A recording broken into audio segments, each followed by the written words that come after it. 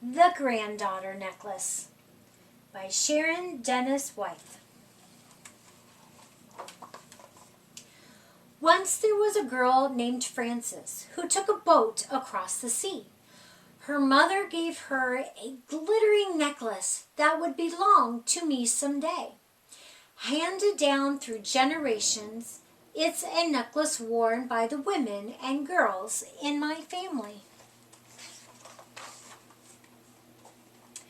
When I first saw the crystal beads, they hung on my own mother's neck. Night times when she tucked me into bed, the necklace shone in the lamplight. I like that necklace, Mommy. Where did you get it? This necklace belongs to your grandma and the other grandmas before her, she said. My mother then began to tell me story after story, first about herself and then about the other girls and women in my family who had worn the necklace. Like the necklace, these stories had been handed down. My mother's name is Yvonne. When Yvonne was a little girl, she loved to talk. She chatted with her friends in school instead of listening to the teacher. Her teacher sent a note home. Yvonne's mother wasn't pleased, but she wasn't harsh. There are times you must keep quiet, dear, she said, and times you must speak up. Yvonne learned her lesson and listened to her teacher. But when the school put on a play, she spoke right up and got the lead part.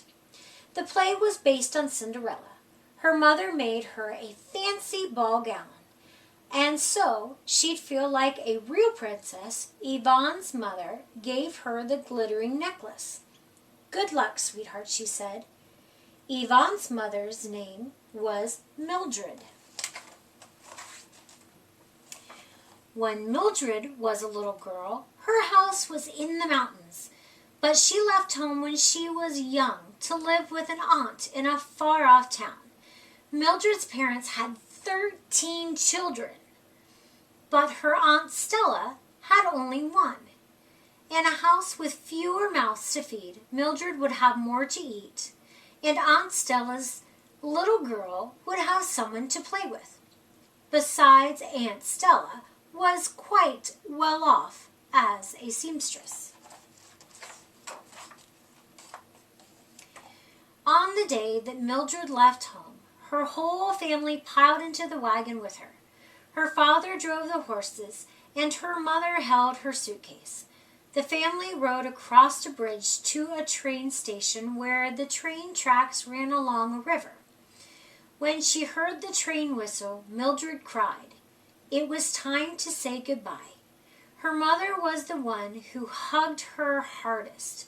Just as they were parting, she lifted the necklace off her neck and gave it to her daughter. I love you, darling girl, she said. I love you too, said Mildred. Mildred's mother's name was Cordelia. When Cordelia was a little girl, she had a glorious voice. Her favorite hymn was His Eye is on the Sparrow. Even though she was very young, at church on Sunday mornings, she sang solos, and on Monday mornings she helped with the wash. She and her mother carried the family's soiled clothes and sheets outside to the yard and tossed them into a metal tub filled with soap and boiling hot water. One time the water splashed too high and poor Cordelia's hand was burned. Cordelia's mother rubbed the burn with aloe, but the hand was badly scarred. Cordelia was ashamed of how it looked and refused to leave the house, even for church. But then the special Sunday came when she would be baptized. Her mother laid out a clean dress for her, and her father polished her shoes. Her mother brushed her hair for section by section until it was all curled. But when it was time to leave, Cordelia dragged her feet. If I go to be baptized, everyone will see the scar. The other girls and boys might call me ugly." Cordelia's mother gently took her daughter's injured hand and placed the crystal necklace in her palm. "That scar can't touch the beauty that's inside you, Cordelia. Wear these beads, my angel. Hold your head up high and remember who you are." Cordelia's mother's name was Sally.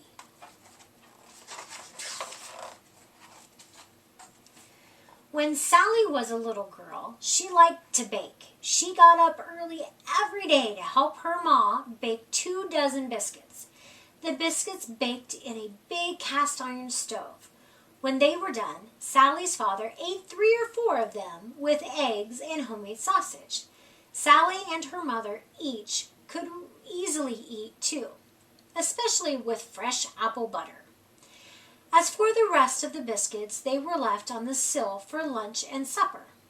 But then a morning came when a hand reached through the window, and a single biscuit disappeared from the plate. Sally peeked outside. In the yard, there was a hungry-looking man and his family. Offering him the plate, Sally went to get the flour and began again to bake. "After they've had their breakfast, they'll need to eat more to eat," she told her mother and father.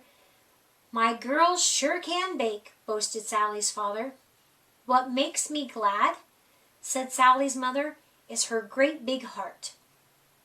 She hung the beads around Sally's neck. Sally's mother's name was Frances. When Frances was a little girl, she lived in Ireland. After she came to America, she wound up on a farm. They say she met an older gentleman named Theodore on a rainy road.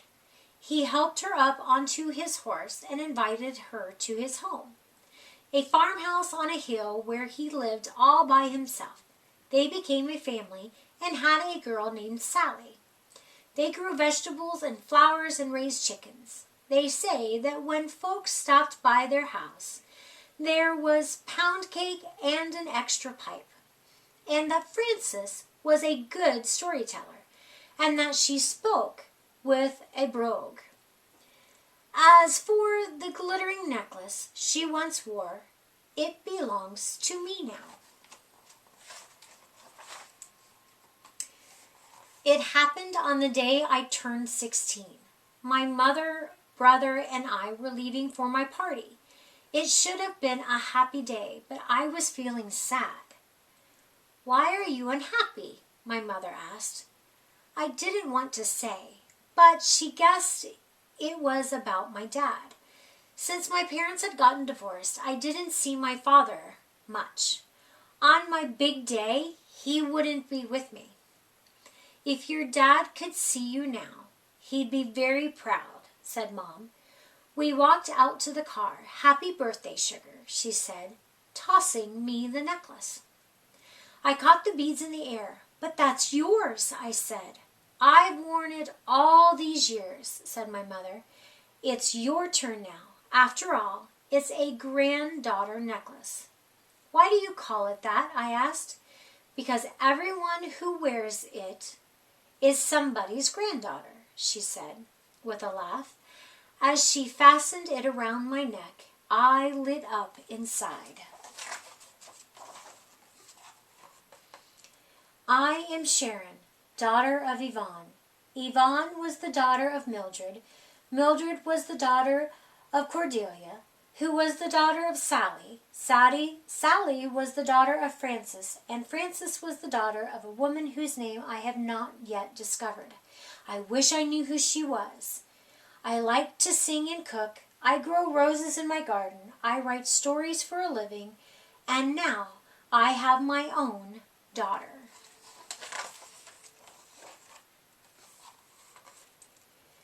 My girl, Georgia, plays catch with her dad after school or goes riding on her bike. Sometimes we bake apple pie to pack up for a family hike, but her favorite thing is music.